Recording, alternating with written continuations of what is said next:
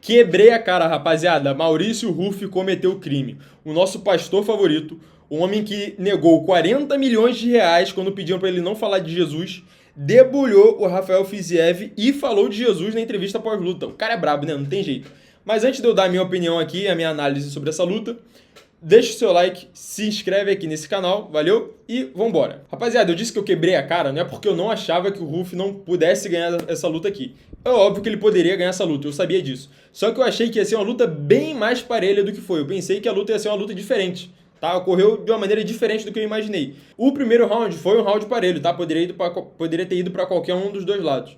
Agora, no segundo round, onde o Ruff embrasou, achou a distância, conectando aquele jab, mano, o jab do Ruff tava perfeito, incomodando muito o Rafael Fiziev. E do nada, do absoluto nada, o cara veio com aquele diretão preciso, sem...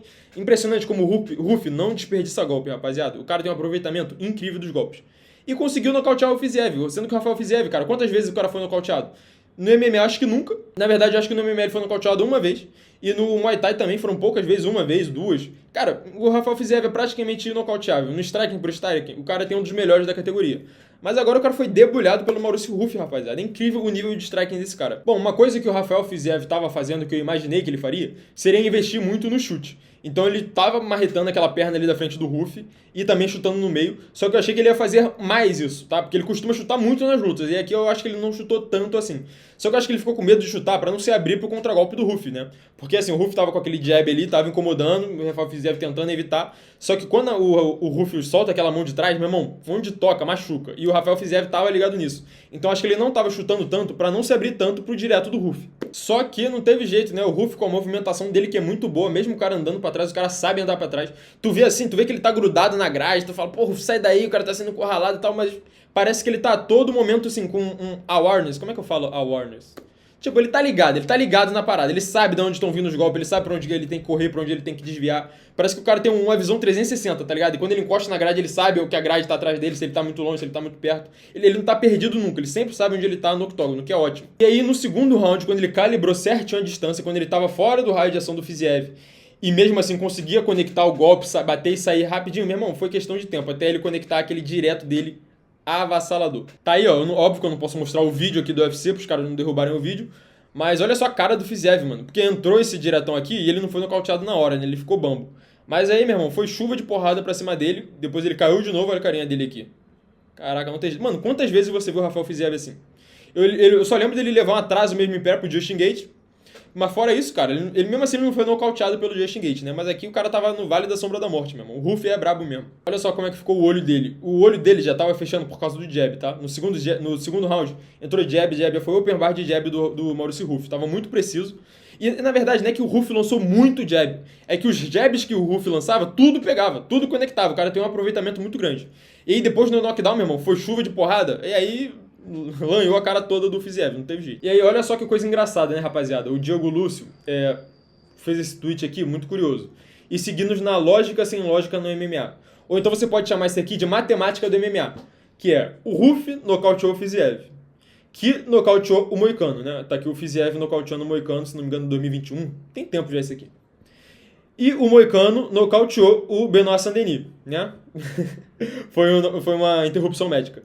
E o Benoit Saint-Denis que finalizou o Maurício Ruff. Então você vê que é o ciclo completo, né? Um vence do outro, que vence do outro, que vence do outro. E assim, só pra não dizer que eu não cornetei, porque eu gosto de ser um cara chato, né?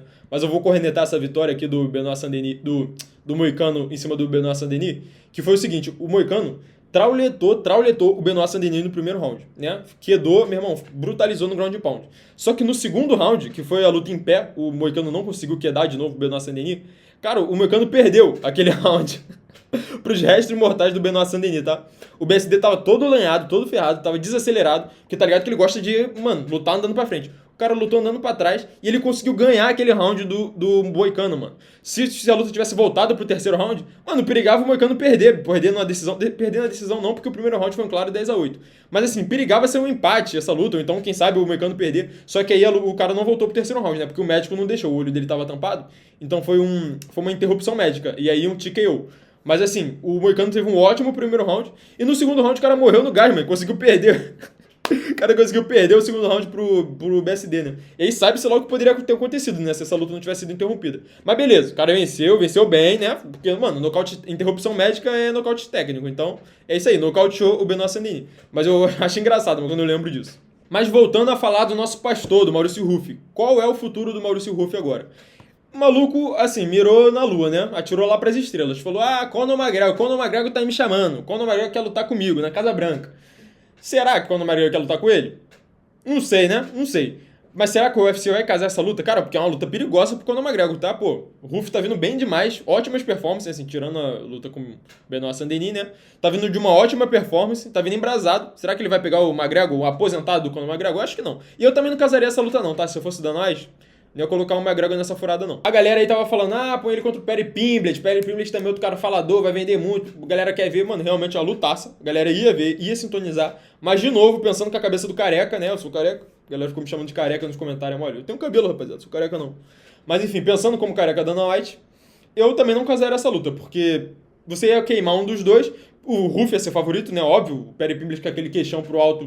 Tudo bem que o cara tem queixo, mas aquele queixão pro alto e aquele strike pavoroso, certamente ia ser debolhado pelo Ruff. Pra que você ia fazer isso com o cara? Ainda mais agora que o cara tá vindo de derrota. Não tem por que fazer isso com o cara. Pra mim, a luta perfeita para o Maurício Ruff, sabe qual é? Essa daqui, ó.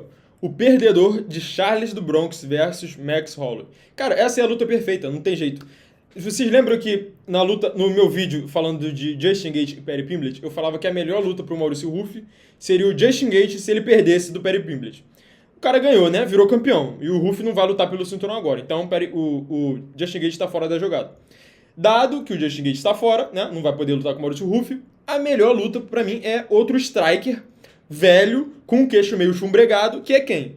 É o Max Holloway ou o Charles do Bronx, não tem jeito. O vencedor dessa luta aqui provavelmente vai lutar pelo cinturão. Então tem um perdedor. Imagina se o Max Holloway perde do Charles do Bronx, ela é finalizado, que inclusive é a minha aposta, tá? Eu aposto que o Charles do Bronx vai finalizar o Max Holloway. Cara, imagina aí, Ruff versus Max Holloway na Casa Branca. Pô, põe aí um americano contra o brasileiro. O Max Holloway pode ganhar, até porque, pô, o cara é um belíssimo striker, né? Um ótimo striker, vai levar perigo pro Ruff, pode ganhar.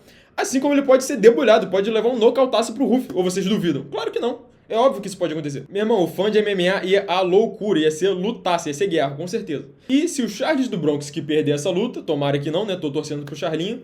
Assim, se bem que aquelas declarações que ele tá dando, né? Aquele videozinho do sparring lá, apontando pro chão, caindo na mão. Não, Charles. Pelo amor de Deus, faz isso não, Charles.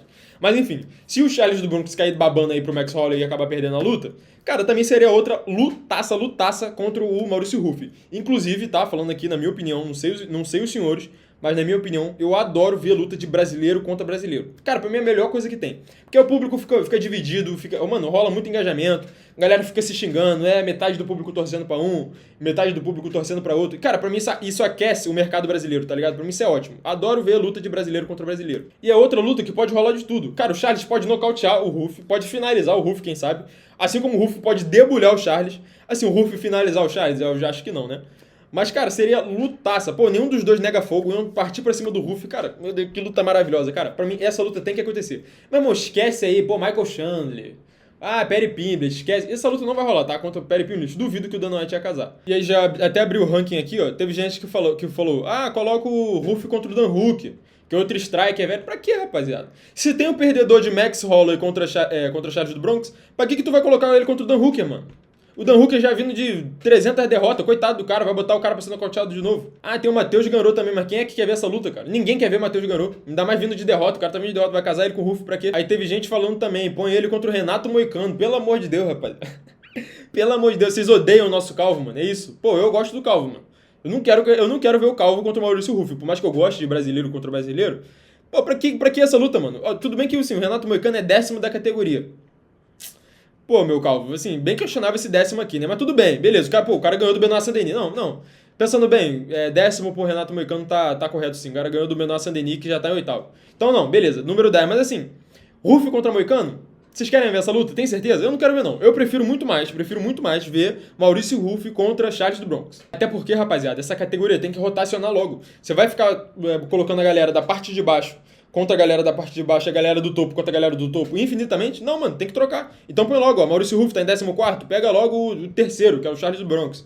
Aí o Benoit Sandeni, que é o quê? 8º? Pô, pega o Max Holloway, que é 4º. Tem que trocar, mano. Trocar, vambora. Essa panelinha aí do topo da categoria tem que acabar. Agora, falando do Rafael Fiziev, coitado, parece que é isso aí, né, cara? Eu nunca senti aquele real potencial de ser campeão no Rafael Fiziev, apesar de saber que ele é um excelente lutador, um cara assim da elite da categoria. Mas assim, sempre quando cai luta importante, o cara perde, né? Então, pelo visto, vai ser aquele porteiro ali, aquele cara no meio de tabela. Vai ser o Edson Barbosa do novo milênio, é isso. Pra mim, essa é a definição do Rafael Fiziev. É o Edson Barbosa do novo milênio. Pô, o Edson Barbosa, meu irmão, ficou aí 10 anos com o ranqueado do peso leve. Nunca nem chegou a disputar cinturão. Quando lutou com o Khabib Nurmagomedov lá, que foi a chance de ouro dele, perdeu. Vai ser esse o Rafael Fiziev. O cara vai ficar naquela meiuca ali, vai barrar uma galera, vai traulitar uma galera. Agora, quando pegar os caras lá, pô, top 1, top 2, top 3 do mundo, vai perder e é isso aí.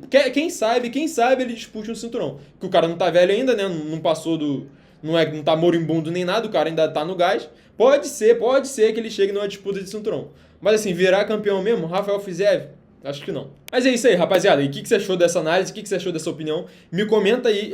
O que eu tô querendo saber é qual é a sua opinião sobre o futuro do Maurício Ruff. Você concorda comigo? Acha que ele tem que pegar o perdedor de Charles do Bronx versus Max Holloway? Cara, mano, meu sonho seria ver Maurício Ruff contra Charles do Bronx. Cara, eu gosto de ver luta de brasileiro. Vai ser um confronto de estilos muito irado. Vai ser uma luta que não vai pra decisão nem por um cacete. Vai ser uma luta que vai terminar em nocaute ou finalização, com certeza. Mano, lutaça. Não tem por que essa luta não acontecer. Quer assim, se o Charles do Bronx perder pro Max Holloway, né? Se o Max Holloway perder, casa ele contra o Max Holloway, que é a mesma coisa, a mesma premissa. O que você acha? Você concorda comigo? Ou você prefere ver, contra Dan Hooker? Pra que contra Dan Hooker, rapaziada? Esquece Dan Hooker, mano. Põe o Dan Hooker. Põe um Fiziev contra Dan Hooker. Pronto. Tá aí, ó. 2 strikes, vai ser uma luta maneira. Quem vencer, quem perder dantes, não vai mudar nada. É isso aí. 2 Journeyman, tá ligado? Journeyman é aquele cara que não vai pra lugar nenhum. É o caso do Dan Hooker. O Dan Hooker ganhando ou perdendo, não vai se mover. Casa ele contra o Fiziev. Tá ótimo. Mas é isso aí. Deixa o seu like, se inscreve no canal e deixa a sua opinião aqui nos comentários. Valeu? Até mais.